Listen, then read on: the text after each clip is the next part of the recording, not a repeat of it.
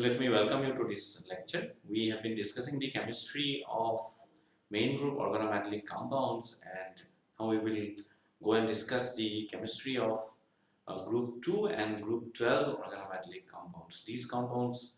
Many of these compounds have a lot of importance in synthetic organometallic chemistry, and these compounds essentially uh, like say Grignard's reagents are extremely useful in preparation of many organometallic compounds. So let us look at the reactivity of group 2 and group 12 organometallic compounds. Now the reactivity of these compounds decreases once we decrease the difference in electronegativity between the metal center and the carbon atom.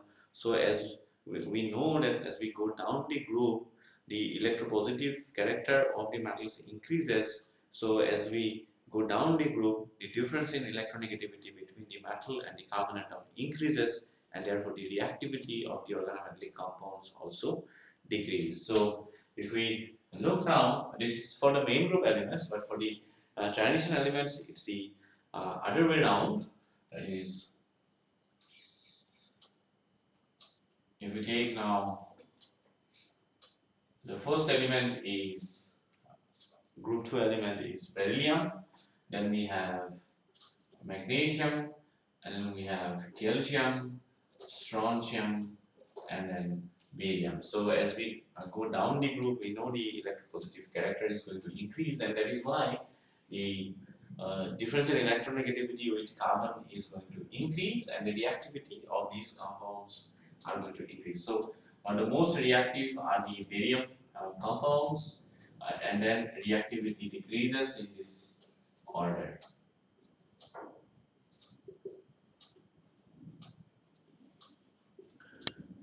And then we have elements from group 12, cadmium, zinc, cadmium, and mercury. In this case, again, as we go down on the group, in this case, the reactivity decreases because the order is opposite in case of transition elements, and the reactivity in this case decreases once we go down the group. So among these, we know organometallic compounds of magnesium are most important, as well as some organometallic compounds of zinc and mercury are also important as organometallic reagents. And during this lecture, we will discuss about the organometallic compounds of beryllium, and then we will in the next lectures we will discuss about the organometallic compounds of zinc and mercury.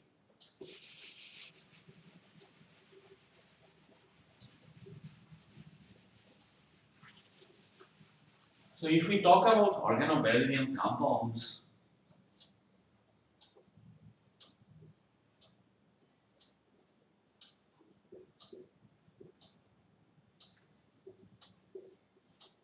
all of these compounds are highly toxic.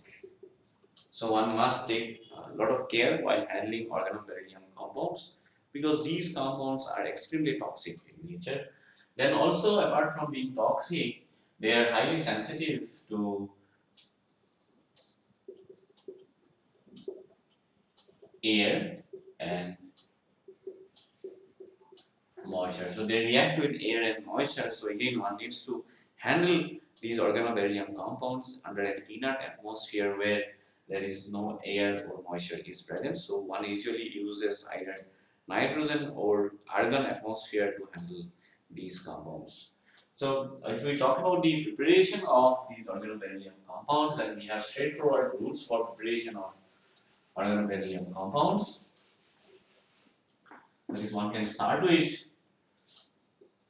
elemental beryllium, and then one can do reaction with organomercury reagents, and that will give us the corresponding organoberyllium compound. Similarly, we can also start with beryllium salts and then do reaction with the organolithium reagents, and this will give us again R2 beryllium and then lithium chloride here, and at the same time we can also do reaction with Grignard's reagent to obtain organoberyllium compounds. So these sort of products can be prepared by either following different reagents, either organomercury, organolithium, or the Grignard's reagent to obtain corresponding organoberyllium compounds. Now, the structure of these organoberyllium compounds depend on the nature of these organic substituent on it. And if we look at the structure of dimethyl beryllium in solid state, it's a polymeric solid. So the structure of dimethyl beryllium you can draw.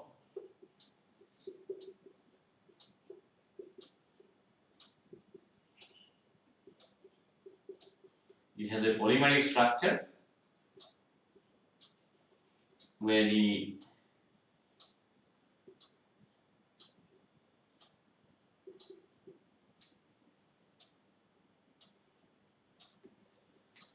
methyl groups essentially bridge the beryllium centers, and these structure or these sort of structures are quite similar to the structure that we have observed for aluminum alkyl compounds. For example, for Al2 CH3 6, here also we see that there are bridging methyl groups, and these methyl groups essentially are bound to the beryllium centers through 3-center 2-electron bonds, as we have seen similar bonds in case of these aluminum alkyl compounds. So this is happening again because of electron deficiency in the beryllium center, because there are only 2 electrons in the valence shell while there are 5 orbitals in the valence shell, and in order to utilize all of these orbitals, essentially beryllium undergoes this sort of 3-center 2-electron bonding. But in the gas phase, if you look at the structure of dimethyl beryllium, then it is monomeric.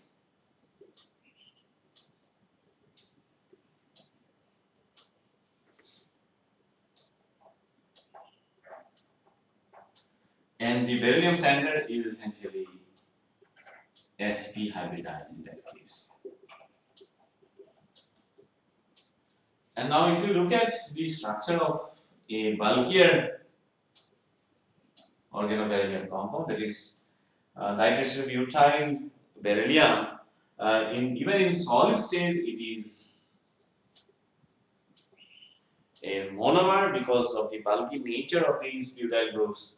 They cannot be actually used for bridging to beryllium center the way a methyl group can be, can bridge to beryllium center, and that is why this molecule adopts a monomeric structure instead of a polymeric structure that we see in case of dimethyl beryllium.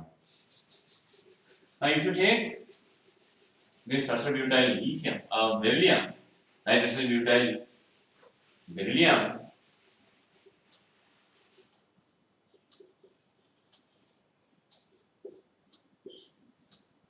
and heat it above 100 degrees Celsius, it is going to undergo beta hydride elimination reaction, and it will produce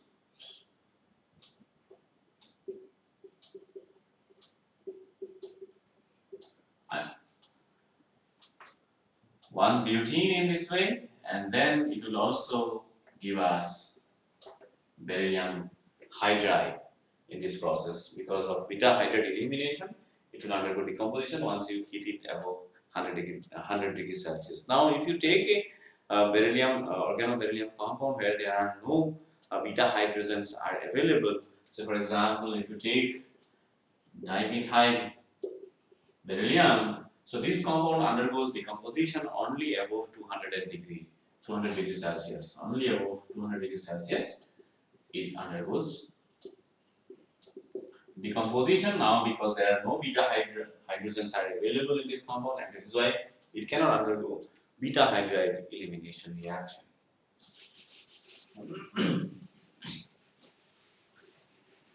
Now these organoberyllium compounds can undergo equilibration reaction with beryllium halides. So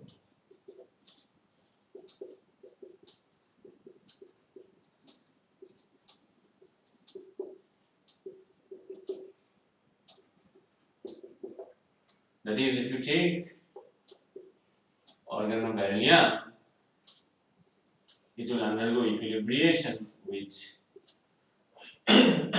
beryllium halide to give us a reagent which is analogous to Grignard's reagent, that is RBX is going to be formed. This RBX can now be also, once you react it with metal hydrides, say for example with lithium hydride, if you react, then one produces a organoberyllium hydride compound, that is, it is produced. And if you look at the structure of this compound, it is very interesting in the sense that in this case the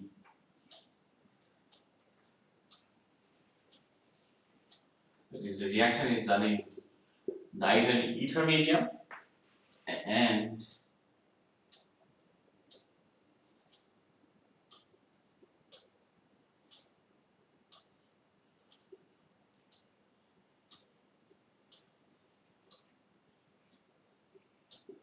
so R is methyl in this case.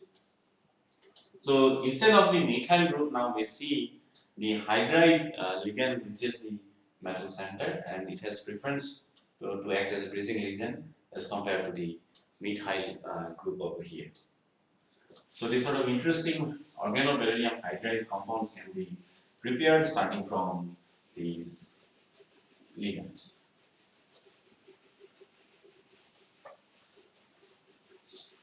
Another interesting organoberyllium compound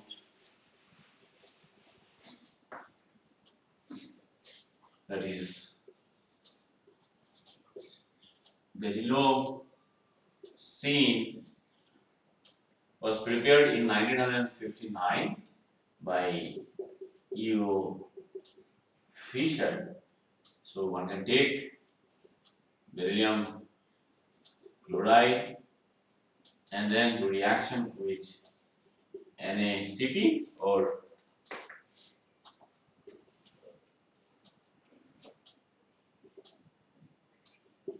C5H5. So that will give us Cp2 beryllium compound. So it is called beryllocene. Now this particular compound, if you look at the structure in the gas phase,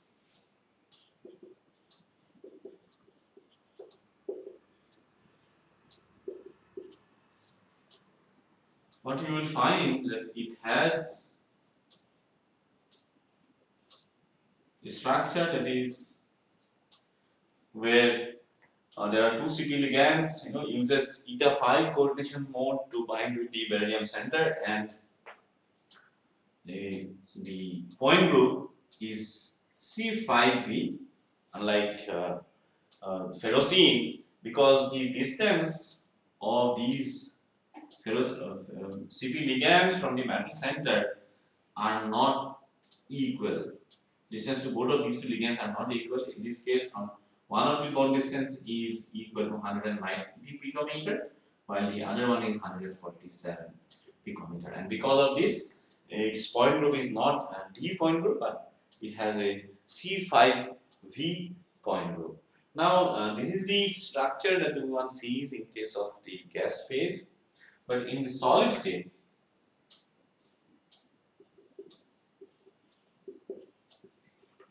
the structure is quite different, because unlike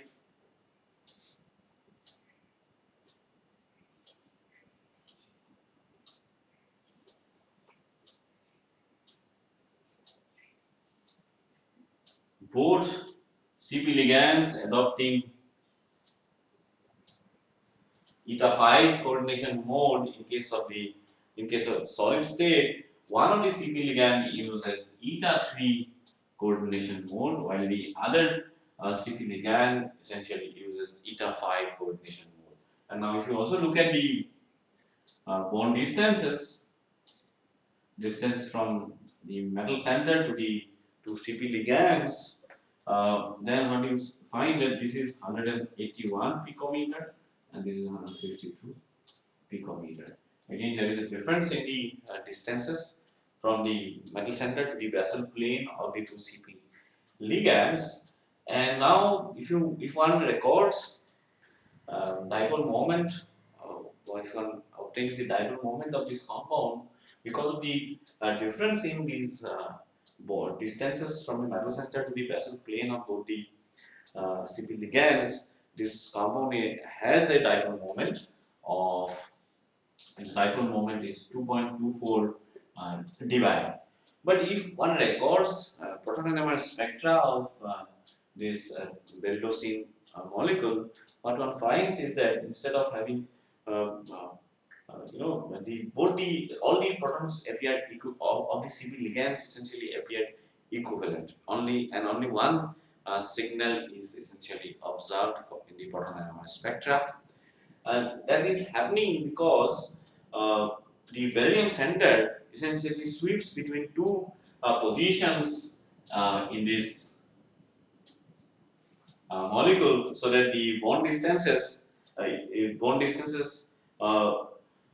even though what we see here from the dipole moment measurements, that the distances are inequivalent or are not equal, but because this beryllium center can flip between two positions in this C5 axis of symmetry, along the C5 axis of symmetry here, so that is how, and this shifting or this movement is faster than the NMR time scale, and that is why in NMR spectra the protons appear as equivalent, and this sort of because of this fluxional behavior, what we see that in the NMR spectra the only protons essentially appear as equivalent, though from physical measurements like dipole moment measurement we see that